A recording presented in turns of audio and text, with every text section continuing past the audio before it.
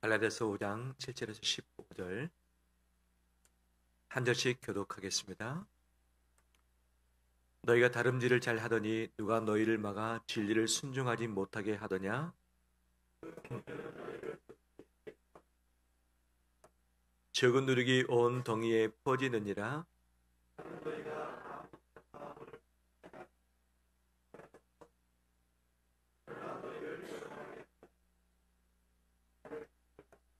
형제들아, 내가 지금까지 할례를 전한다면 어찌하여 지금까지 박해를 받으리요? 그래했으면 십자가의 걸림돌이 제거되었으리니.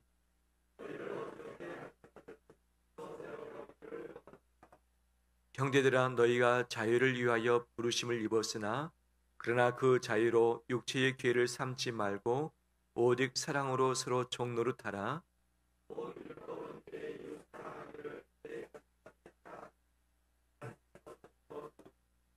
같이 읽겠습니다.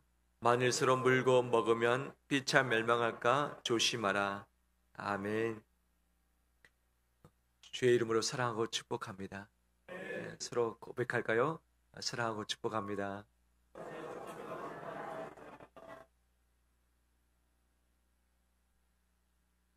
어제 새해 봄을 맞이해서 교회 대청소를 했습니다.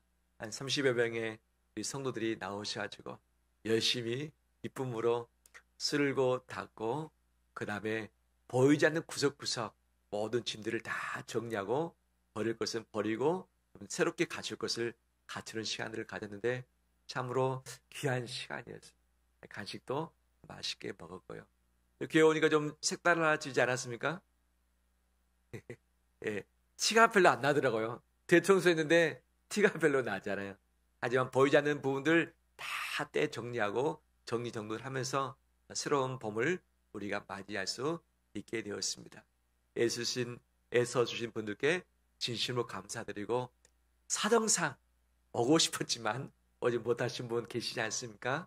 다음 기회에 또 그렇게 섬겨 나갔으면 좋겠습니다.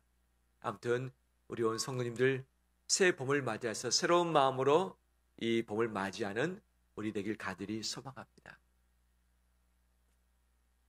오늘 아침에 교회를 오면서 태양을 봤습니다.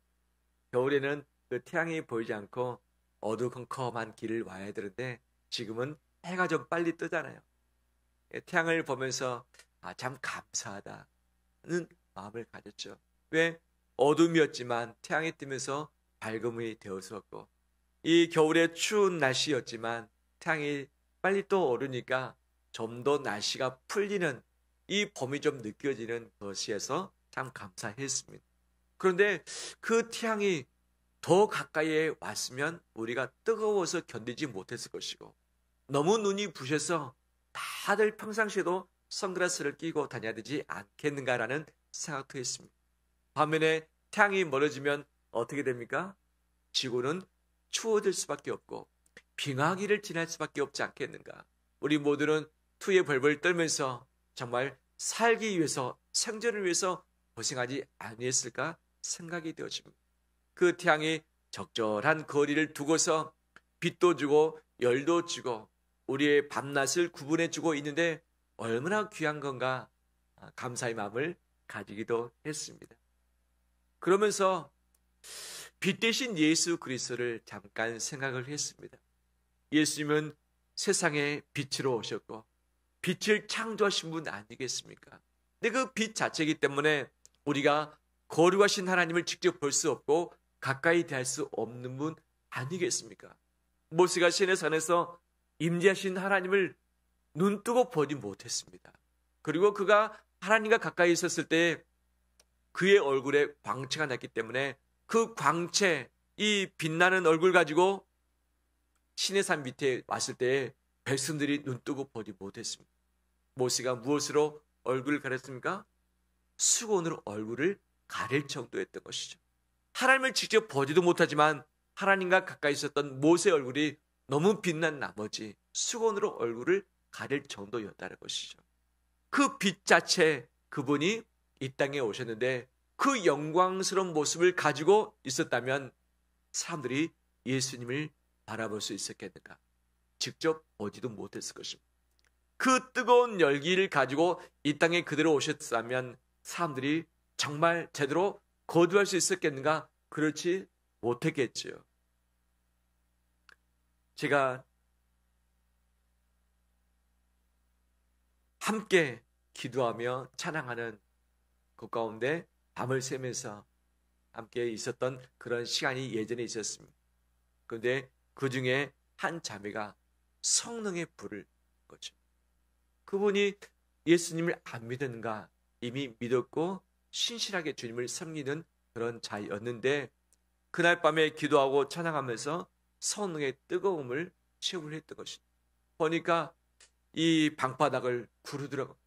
너무 뜨거웠어요. 하나님 너무 뜨거워요. 너무 뜨거워요.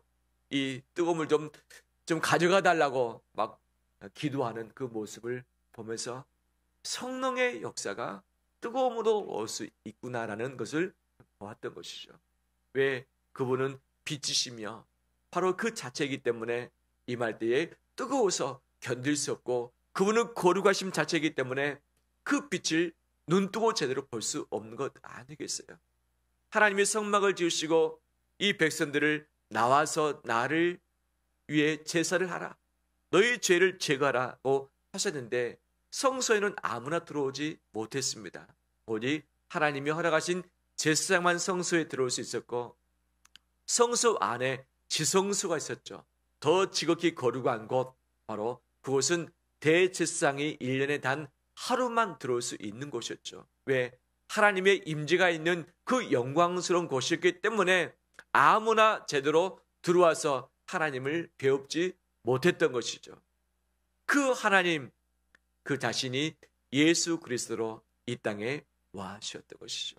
그 빛을 가지고 그대로 오지 않으시고 그 뜨거움을 가지고 그대로 오지 않으시고 우리가 볼 수 있도록, 우리가 만날 수 있도록 함께 동고동락하면서 서로 거주하신 것, 이것이 주님의 큰 은혜 아닌가 생각이 되었습니다. 그 영광스러운 모습 그대로 계셨더라면 아무도 가까이 하지 못했을 것이고 그 뜨거운 열기 가운데 계셨더라면 그분과 동고동락하지 못했을 터인데 그분이 이 땅에 오셨을 뿐만 아니라 지금 영으로서 우리 마음 안에 내주하고 계십니다. 그 크신 분이 작디 작은 이 몸 안에 들어와 계신 것이 얼마나 쉽지 않은 일이겠습니까? 그 영광스러운 빛 가운데 뜨거운 가운데 계시는 그분이 내 안에 내 마음의 온도, 내 육신의 온도하고 맞춰가지고 내가 일상의 삶에 있어서 주님이 내 안에 계시는지 안 계시는지 잊어버릴 때도 있는 것 아니겠습니까? 너무 자연스레 나처럼 되셨기 때문에 바로 잊어버릴 정도로 우리가 지내는 것 아니겠어요? 그분이 사람처럼 되시고 사람과 같이 되셨고 사람 안에 거주하신 것, 이것이 예수 그리스도의 낮아지심이고 겸손하심이고 우리를 향한 최단의 배려의 사랑의 모습이라는 것을 생각을 했습니다. 바로 이것이 예수 그리스도의 은혜이며 사랑 자체인 줄 믿습니다. 하나님 우리를 사랑하셨습니다. 사람을 사랑하셨고 좋아하셨습니다. 하나님과 깊은 사귐이 있도록 친밀함이 있도록 만들어주셨는데 그 아담과 하와가 그 친밀함을 누리지 못하고 죄를 지어버린 것이죠. 그래서 하나님과 관계가 끊어졌습니다. 친밀한 교제도 사라지고 말았습니다.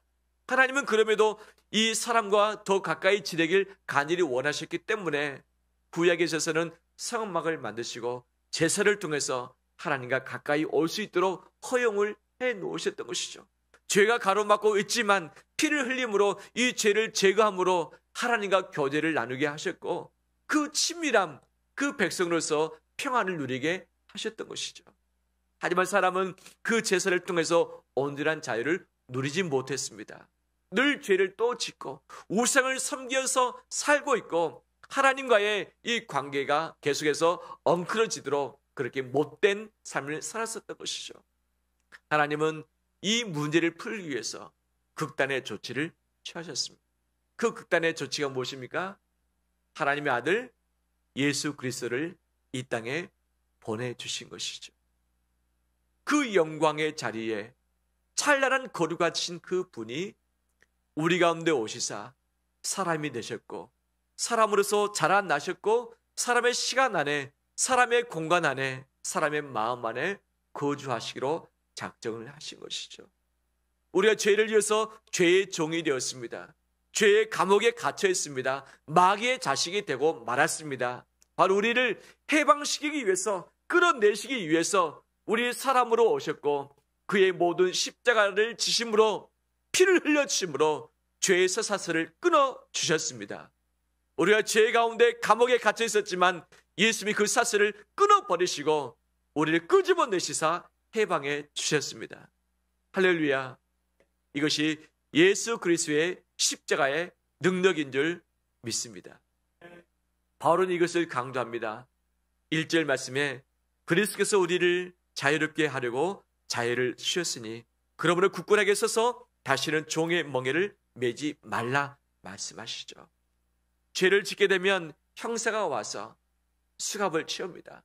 수갑을 채울 뿐만 아니라 유치장에 먼저 갇히고 그 다음에 재판을 받고 나서는 교도소에 갇히는 것 아니겠습니까? 그런데 이 밖에 있는 그 누군가가 탄원을 하고 다시 소송을 하고 또 재판을 해서 그를 무죄 처리한다면 밖으로 나올 수 있는 것 아니겠어요? 분명히 애를 써서 이 감옥에서 나오게 했는데 본인 스스로 또 죄를 지어서 이 감옥에 들어간다는 것은 있을 수 없는 일 아니겠습니까? 안타까운 일인 것이죠. 하나님은 우리와 동등한 눈의 위치에 있어서 교제를 나누길 원하시고 깊은 사귐이길 원하시고 동행하길 원하시고 우리와 사랑을 간절히 나누길 원하시는 분이십니다. 내가 죄가 있어서 냄새나고 썩어지고 문드러지고 거짓으로 점철되어서 하나님과 함께할 수 없지만 하나님이 예수 그리스도를 통해서 내 모든 죄를 다 제거해 주셨습니다. 묵은 때를 다 씻어 주셨습니다. 지저분한 것을 다 제거해 주시고 수술하시사 깨끗하게 해 주셨습니다. 그래서 거룩하신 하나님과 하나 되게 하시고 하나님의 임재 가운데 머물게 해 주셨던 것이죠. 예수님이 이것을 위해서 이 자유를 위해서 예수님이 스스로 자유를 버리시고 우리 가운데 종으로 오시고 우리 가운데 죄인된 취급을 받으시면서 십자가에서 죽으신 것 아니겠느냐. 그 십자가의 대가로 말미암아 우리를 성당해 주셨다. 내 모든 죄를 다 제거해 주셨다. 그런데 왜 그 죄의 종이 되려고 하느냐. 그렇게 해서는 안 된다 이야기를 하는 거죠. 10절 12절에 이렇게 바울이 힘을 주어 강조하고 있습니다. 10절 나는 너희가 아무 다른 마음을 품지 아니할 줄을 주 안에서 확신하노라. 그러나 너희를 요동하게 하는 자는 누구든지 무엇을 받을 것이다? 심판받을 것이다 말합니다. 너희를 요동하게 하는 자 하나님이 가만히 두지 않을 것이다. 12절 너희를 어떻게 하는 자? 어지럽게 하는 자들은 스스로 베어버리기를 원하노라 하면서 정말 이 교회 가운데 이단성을 가지고서 들어와 있는 그 자를 심판할 것을 베어버릴 것을 이 바울이 힘을 주어 강조를 하고 있는 것이죠. 1장 8절 1장 9절 말씀에서도 다른 복음을 전하는 자를 하나님은 그를 저주할 것이다.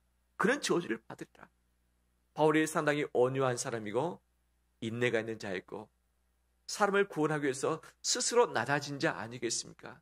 하지만 복음에 있어서는 이 구원에 있어서는 아주 단호했었고 이 구원에 거역한 다른 복음을 전하는 자 예수 그리스도의 십자가 외에 다른 율법을 의지함으로 구원에 이르고자 원하는 자 바로 이것으로 말미암아 교회를 어지럽게 하고 교회를 요동케 하는 자 가만히 두지 않겠다. 하나님이 그들을 심판하실 것이고 그들을 그냥 내어버리라 베어버리라라고 단호하게 이야기를 하고 있는 것이죠. 사람을 사랑하고 붙들어주고 인내하면서 품어줘야 되지만 진리에 있어서만큼은 예수 그리스도의 복음에 있어서만큼은 다르다고 한다면 단호하게 잘라내 버려야 되는 것이 우리의 그리스도의 교회인 줄 믿습니다. 여기서 12절에 어지럽게 하는 자들은 스스로 베어버리기를 원하노라 라고 하고 있는데 이것이 어떤 의미인가? 크게 두 가지로 해석을 합니다. 하나는 뭐냐면 너희를 어지럽게 하는 자들은 너희 몸에서 잘라서 교회 밖으로 보내라. 즉 출교하라는 의미가 있는 것이죠. 예수 그리스도의 복음 외에 다른 것을 가지고 어지럽게 한다. 출교시켜라. 어떻게 사람을 출교시킬 수 있습니까? 함께 먹고 같이 지내는 사람을 어떻게 내보낼 수 있겠습니까? 하지만 복음에 있어서만큼은, 진리에 있어서만큼은 그렇게 하라고 이야기를 하고 있는 것이죠. 또 다른 해석은 무엇인가? 이들이 왜 어지럽게 했는가? 할례 문제 때문이었습니다. 예수 그리스도를 믿음으로만 구원을 받는데 몸에 할례를 행해야 되지 않느냐? 그래야지만 하나님의 백성이 되지 않느냐? 그래야지만 구원에 이를 수 있다고 하는 이 부분이 잘못된 것이죠. 할례 가지고 옥신각신 하는 것이죠. 너희가 할례를 가지고 놀았느냐? 차라리 그 할례에 해당되는 그 지체를 잘라버려라. 어떤 번역된 성경에서는 고자로 만들어라 라고 하고 있는 것이죠. 심각한 결단의 선포 아니겠습니까? 마지막 시대의 한국교회는 이단과의 싸움에 직면하게 될 것이고, 사탄이 거짓 복음, 거짓 진리 가지고 우리를 계속해서 유혹을 해낼 것입니다. 예수 그리스도의 성육신과 십자가와 부활 외에 다른 복음은 없습니다. 다른 구원은 없습니다. 내 죄를 용서받는 것은 예수 그리스도의 십자가 외에 없습니다. 내가 열심을 내므로, 내가 착한 일을 함으로 내 죄가 사라지지 않습니다. 예수 그리스도의 피로서만 내 모든 죄를 씻어버리고 제거할 수 있습니다. 다른 것을 섞어내는 것이 이단이며, 이단이 교회를 어지럽게 하고 요동케 만든다고 하는 것이죠. 우리 주님의 길 교회를, 한국교회를 복음 위에 지켜내며 목숨 걸고서 이 복음을 붙들고 승리하는 우리 되시길 주의 이름으로 축원합니다. 주님은 우리를 자유케 해주셨습니다. 로마서 8장 1절 2절 말씀에 이렇게 말씀하고 있죠. 형제들아, 그러므로 이제 그리스도 예수 안에 있는 자에게는 결코 정잠이 없나니 그리스도 예수 안에 있는 생명의 성령의 법이 죄와 사망의 법에서 너희를 해방하였습니다. 생명의 성령의 법이 죄와 사망의 법에서 너희를 해방했다라고 선포하고 계십니다. 우리를 해방하셨습니다. 모든 죄에서 나를 깨끗게 해주셨다라고 확증하고 계십니다. 이것을 함께 붙들길 바랍니다. 그런데 우리는 종종 넘어집니다. 죄를 짓습니다. 스스로 내 입술과 내 눈과 내 송아발이 나를 더럽히기도 합니다. 알면서 순종이 잘 되지 않는 부분도 분명 있는 것이죠. 그럴 때마다 나는 스스로 위축되어지고 죄책감을 갖게 되어지고, 이 죄책감이 있을 때에 하나님께 바로 나가지 못합니다. 하나님의 임재 가운데 있어야지 회복되고 평안을 누릴 텐데 그렇지 못하다 보니까 마음이 늘 불편합니다. 평강을 누리지 못하는 거예요. 늘 마음이 복잡하고 머리가 막지 못하고 마음이 정말 깨끗이 못하는 것이죠. 이것을 사탄이 늘 요구하고 있고 원하고 있고 우리를 계속 정죄하며 우리를 비판하고 고소하고 있는 것이죠. 그럴 때마다 예수 그리스도의 피로서, 예수 그리스도의 이름으로서 거짓된 사탄의 유혹을 깨트려버리는 우리 되길 주의 이름으로 축원합니다. 우리는 예수 그리스도로 말미암아 용서받은 사람입니다. 그 어떤 누구도 나를 정죄할 수 없습니다. 예수님마저도 나를 정죄하지 않겠다라고 이미 약속을 해주셨습니다. 내가 정죄하지 아니하는데 왜 누가 너희를 정죄할 수 있겠느냐라고 말씀하실 것이죠. 우리 스스로 나를 정죄하지 않기를 원합니다. 혹시 정죄의 마음이 들을 때마다 예수 그리스도 십자가 앞에 나가서 죄를 회개하고 고백함으로 모든 죄를 깨끗하게 사함받고 자유케 되는 우리 되기를 간절히 원합니다.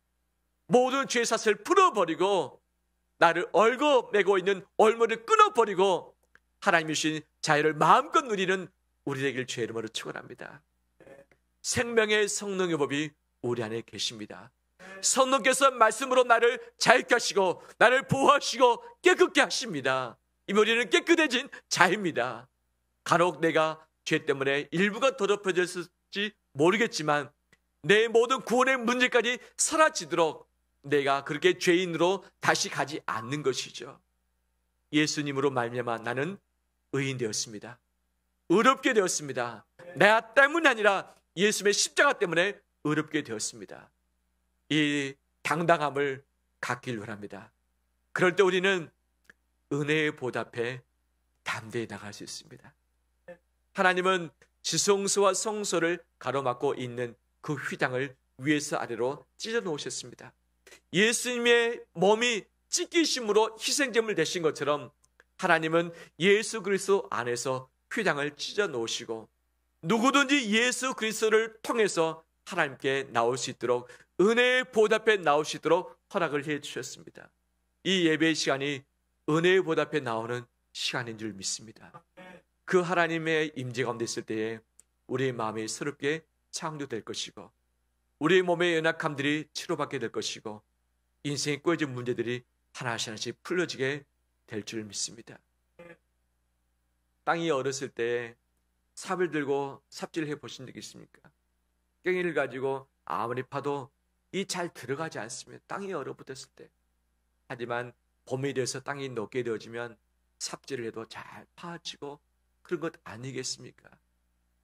예수 그리스도의 은혜의 보답에 나아갈 때에 우리의 심령이 따뜻해질 것이고 내 마음에 어떤 씨앗을 뿌리든지 간에 그 안에 새싹들이 돋아나게 될 줄 믿습니다. 이 시간 생명의 성령의 법이 우리의 마음을 만드시사 부드럽게 하시고 우리의 마음밭에서 새로운 생명의 씨앗이 올라와서 그 열매를 맺어가길 간절히 소망합니다. 성령께서 하십니다. 우리가 아닙니다. 생명의 성령의 법이 나를 날마다 해방시키며 자유롭게 할 줄 믿습니다.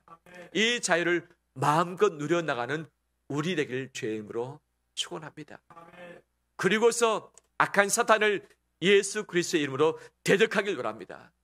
특히 우리나라는 현재 쉽지 않습니다.